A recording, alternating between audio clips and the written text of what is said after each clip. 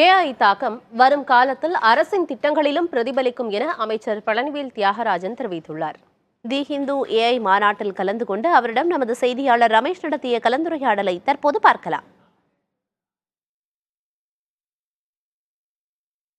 Sir, இந்த சமிட்ல நீங்க என்ன மாதிரியான கருத்துக்கள் எல்லாம் முன்வைக்க இருக்கீங்க? ஆக்சுவலாக இந்த சமிட் இன்னைக்கு முழுசாக நடந்துட்டு இருக்கு.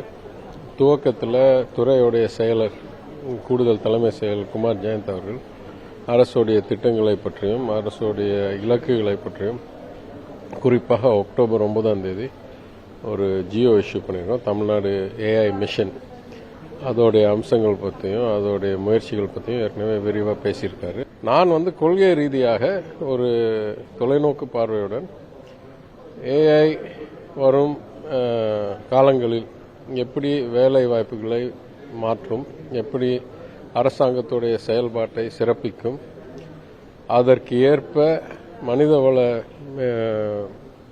மேலாண்மையை நம்ம எப்படி மாற்றிக்கொள்ள வேண்டும் என்ற தலைப்புகளில் இங்கே உரையாற்ற இருக்கிறேன். பினான்ஸ் மினிஸ்டரா இருக்கும்போது குறிப்பா இந்த மகளிர் உரிமை தொகைக்காக ஒரு தரவுகளை மத்திய அரசிடம் கேட்டுருவாங்க.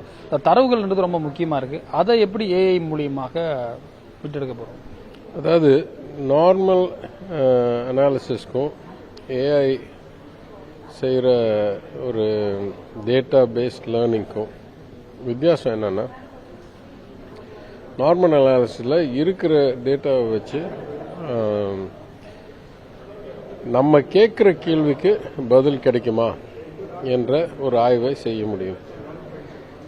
ஏஐயில் என்ன பெரிய மாற்றம்னா, டேட்டாவில் என்ன தெரிய வருகிறது என்று மெஷினே தேடுற அளவுக்கு, அதாவது நம்மளை எந்த கேள்வி கேட்குறோன்றதுக்கு தேவையில்லாமல் இதில் என்னன்னா பேட்டர்ன் தெரிய வருகிறது அப்படின்னு திட்டமிடுறதுக்கும், ஒவ்வொரு முறை இந்த முயற்சி எடுக்கும்போது அதே அந்த ஆல்கிரிதமே அடுத்த முயற்சிக்கு ஒரு சிறப்பிக்கும் வகையில் கற்றுக்கொள்வது, இதுதான் ஏஐயோடைய பெரிய வித்தியாசம்.